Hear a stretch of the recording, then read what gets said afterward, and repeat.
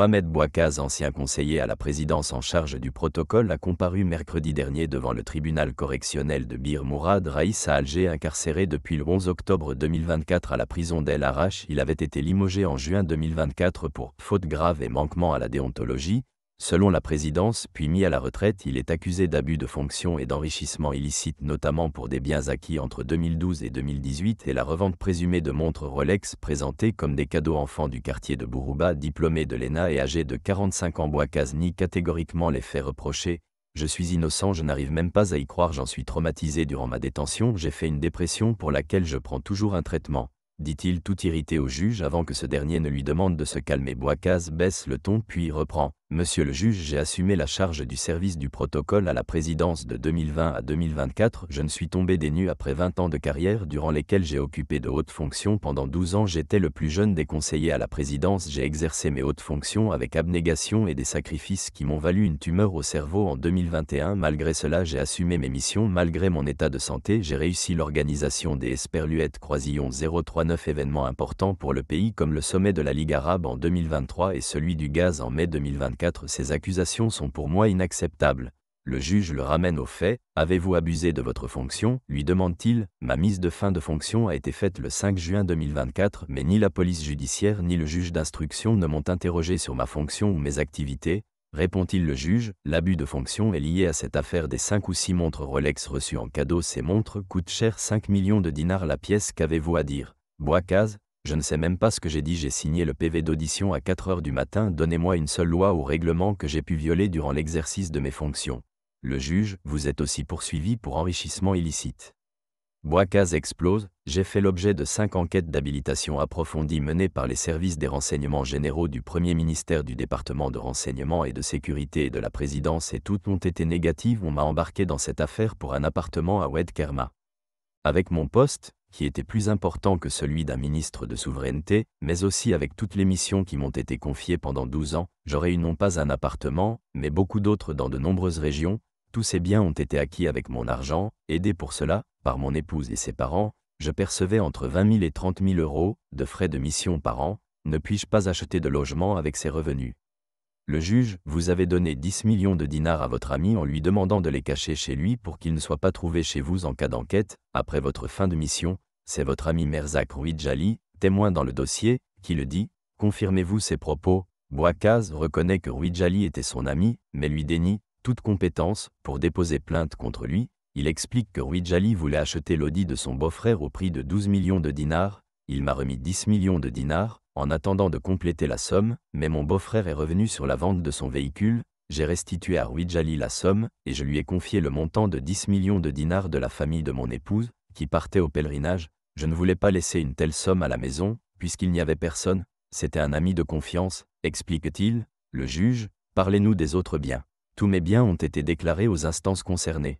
Le prévenu répond: le premier, je l'ai acquis en 2007, alors que travaillait à la wilaya. Le service social a demandé aux travailleurs qui voulaient acquérir un logement de s'inscrire sur une liste. Ce que j'ai fait, j'ai terminé le paiement des tranches d'une valeur de 16 millions de dinars en 2009, et ce n'est qu'en 2012 que j'ai pu avoir la décision d'affectation, et en 2016, les actes de propriété. L'appartement est au quartier El Aouch, à Draria. Si j'abusais de ma fonction, je n'aurais pas attendu presque 10 ans pour avoir le logement.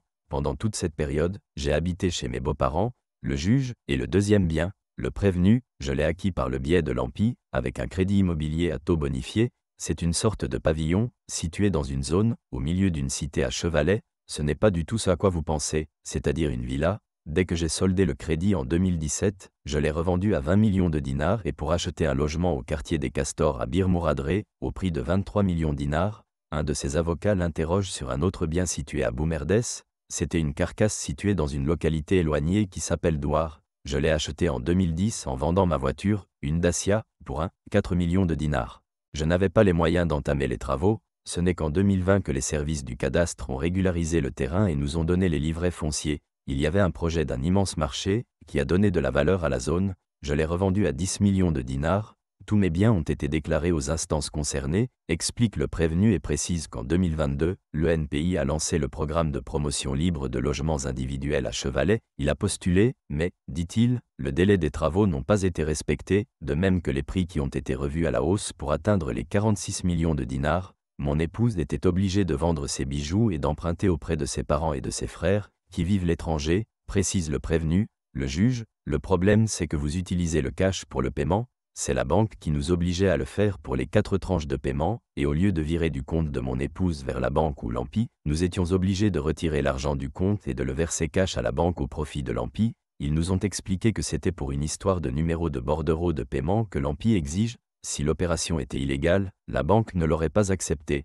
Sur la question des 6 Rolex, Bouaccaz persiste à nier leur existence, en revenant sur les conditions dans lesquelles il avait été placé en garde à vue et interrogé par les officiers de la police judiciaire. Le magistrat appelle l'épouse du prévenu. Vous aviez affirmé au juge d'instruction que votre mari a vendu les 5 Rolex, qui lui ont été offertes, pour payer, dit-il, avant que Madame Bouaccaz ne réplique. Je ne savais même pas si ces 6 Rolex existaient. Lorsque le juge m'a interrogé sur celle-ci en affirmant que c'est mon mari qui a reconnu détenir 6 Rolex, j'ai dit je ne suis pas au courant, mais si lui le dit, peut-être que c'est vrai, je ne savais même pas ce que je disais, j'étais en pleine procédure de colla-divorce. Le juge, vous vouliez l'enfoncer. Madame Bouaccaz, je ne savais pas ce que je disais. Le juge lui demande si les 10 millions de dinars remis par son mari à Merzak Rouidjali lui appartiennent. Elle répond, cet argent appartient à mes parents qui vivent à l'étranger. Je partais avec eux au pèlerinage. J'avais peur de laisser la somme à la maison, où il n'y avait personne. Le juge revient à Bouaccaz et l'interroge sur les montants de 29 700 $ américains et 4 000 € trouvés chez lui. J'ai envie de rire, cet argent a été trouvé dans 2 tirelires de mes 2 enfants, dont le nom est porté sur chacune d'elles. Ils ont pris les tirelires de mes 2 enfants. Bouaccaz affirme que dans l'une de ces tirelires, il y avait 2 500 € et 1 500 livres sterling. Depuis qu'ils étaient jeunes, leurs oncles et grands-parents maternels qui vivent en Grande-Bretagne leur versaient à chaque anniversaire ou tout autre événement de l'argent. Je leur apprenais à économiser pour pouvoir faire des études à l'étranger plus tard. Pour les 29 700 US, il y a un montant de 19 500 $ américains viré du compte de mon épouse pour payer une partie de l'inscription de mes enfants pour des études à l'étranger. Elle avait vendu ses bijoux. Le juge se tourne vers Madame Bouaccaz qui confirme les propos de son mari et affirme qu'elle l'a aussi aidé pour payer la maison acquise auprès de l'AMPI, grâce à ses économies, la vente de ses bijoux et l'aide de ses parents et ses frères. Le juge se tourne vers Bouaccaz, si je comprends bien, vous avez profité du marché immobilier, lui dit-il, ce que le prévenu confirme, mais continue à nier l'existence des montres Rolex. Niez-vous aussi les déclarations de Rouidjali, qui affirme que vous lui avez demandé de cacher l'argent de peur d'une enquête.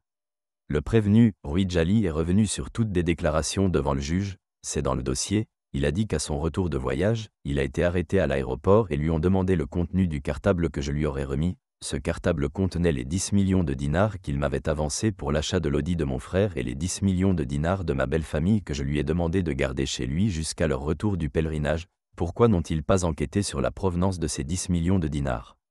Après plus de 3 heures d'audition, la procureure a réclamé la peine maximale de 10 ans de prison ferme avant que la défense de Bouaccaz, composée de 4 avocats, Maître Aliégué, Chama, Benabil et Tachfine, ne tente de démonter la procédure de poursuite, en mettant en avant tous les vices qui l'entachent. Pour plaider la relaxe, M. Chama commence par attirer l'attention du tribunal sur le PV de la police judiciaire. Ce PV présente Rouidjali comme un lanceur d'alerte venu demander une enquête sur l'origine suspecte de l'argent qui lui a été remis par le prévenu. Mais lors de l'instruction, il a tout nié. Il a dit qu'il a été arrêté à son retour de l'étranger à l'aéroport d'Alger pour être interrogé sur le contenu du cartable que lui a remis Bouaccaz. Rouidjali a confirmé la version du prévenu sur l'origine des 2 montants. C'était en juin 2024, et en octobre 2024, Bouaccaz a été arrêté et maintenu en garde à vue durant 8 jours. Il est accusé d'avoir reçu 6 Rolex et de les avoir vendus sans chercher à identifier ceux qui ont acheté ces montres à 5 millions de dinars l'unité, explique l'avocat.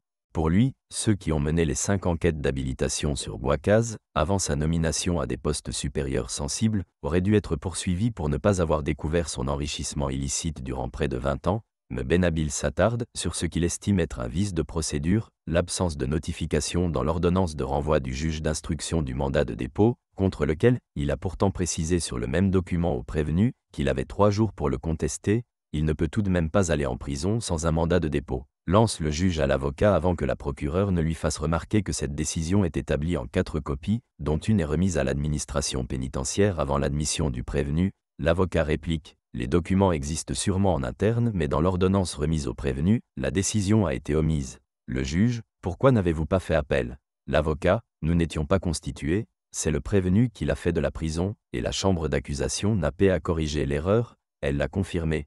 Le magistrat se tourne vers Bouaccaz et l'interroge s'il a fait appel. Je l'ai fait seul, de la prison. Le juge, donc le juge vous a dit qu'il vous a mis sous mandat de dépôt et que vous aviez 3 jours pour contester. Bouaccaz, oui mais il ne l'a pas écrit. L'administration ne parle pas, elle écrit. Pour Mebe Nabil, depuis le début, l'affaire a été traitée avec acharnement, dit-il avant de préciser, au lieu de questionner Ouidjali sur l'origine de ces fonds qui lui ont permis d'avoir 2 cliniques en 2023, une année seulement après avoir travaillé auprès du wali délégué de cette daïra, M'Aliégué, qualifie le dossier de « dictionnaire de vices de procédure ». Il commence par le non-respect de l'article 123 bis du Code de procédure pénale, qui fait obligation au juge d'informer le prévenu du mandat de dépôt et de son droit de faire appel dans un délai de 3 jours. J'étais sur le point de déposer plainte contre cette détention arbitraire mais le prévenu s'y est opposé. L'avocat affirme que son mandant a été maintenu en garde à vue du 10 au 17 octobre 2024, c'est-à-dire 8 jours, en violation du Code de procédure pénale. Puis, poursuit, il n'est poursuivi pour aucune accusation qui permet à la police judiciaire de le garder au-delà de 48 heures, il n'est accusé ni de terrorisme, ni d'infraction au contrôle de change, ni de drogue, ni de corruption, ni blanchiment d'argent, etc. Sa garde à vue pendant 8 jours, sans décision du juge, était arbitraire. Sa place n'est pas en prison, il doit être relaxé. L'affaire a été mise en délibéré et le verdict sera connu le 23 avril.